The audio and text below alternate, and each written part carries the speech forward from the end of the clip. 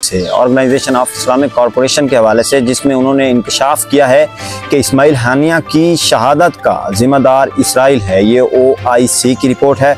सलामती और खुशियों की दुआओं के साथ मैं हूं तबस्सुम संगा और आपको अपने चैनल वतन टुडे में खुश आमदीद करता हूं। नाजरीन, बहुत ही अहम खबर है OIC के हवाले से, ऑर्गेनाइजेशन ऑफ इस्लामिक कॉरपोरेशन के हवाले से, जिसमें उन्होंने इंकशाफ किया है कि इस्माइल हानिया की शहादत का जिम्मेदार इसराइल है। ये OIC की रिपोर्ट है। उसके साथ ही एक और भी खबर है जिसमें यह कहा गया है कि आज भी इसराइल ने खान यूनिस, जो कि फ़लस्तीन का शहर है, वहां हमला किया है और 18 अफराद जाँ बहक हो गए हैं। तो नाजरीन, सबसे पहले जो रिपोर्ट है इस्माइल हानिया के हवाले से, उसमें यह कहा गया है कि इस्लामी ताउन तंजीम OIC ने हमास के सियासी सरबरा इस्माइल हानिया की शहादत का जिम्मेदार इसराइल को करार दे दिया है। उसके बाद जी, अरब मीडिया के मुताबिक सऊदी अरब में 57 रुकनी ब्लॉक के गैर मामूली इजलास के बाद जारी बयान में कहा गया कि इस्माइल हानिया पर घिनौने हमले के लिए गैर कानूनी काबिज ताकत इसराइल को जिम्मेदार ठहराते हैं। इस्माइल हानिया की शहादत और गजा में जारी जंग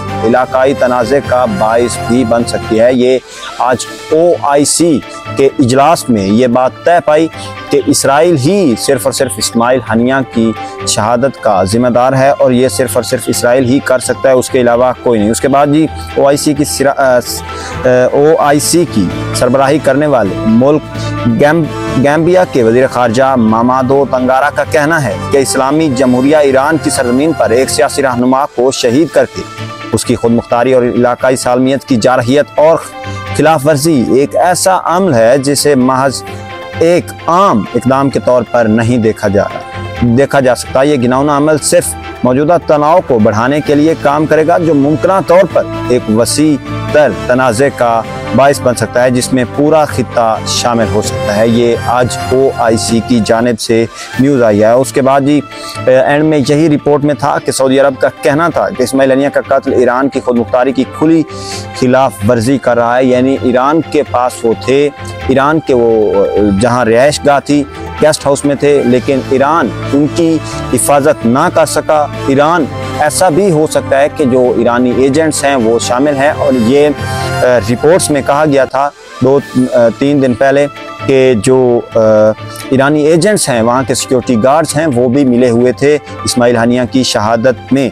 तो उसके बाद जी, दूसरी न्यूज़ है वो है जी, इसराइल जो कि अभी तक गजा में बमबारी से बाज नहीं आ रहा, तो उसमें रिपोर्ट में ये कहा गया है कि इसराइल की खैमों पर बमबारी से 18 फ़लस्तीनी जलकर शहीद हो गए। ये जो जंग है ये 17 अक्टूबर से जारी हुई थी और अभी तकरीबन इसे 10 माह हो गए, 1 साल गुजरने वाला है, और अभी तक 40,000 के करीब फ़लस्तीनी शहीद हो चुके हैं। तो ये आज की बहुत ही इम्पोर्टेंट न्यूज़ थी। नाज़रीन, आज तक यही अपडेट्स थी। अपना बहुत बहुत ख्याल रखिएगा। अल्लाह।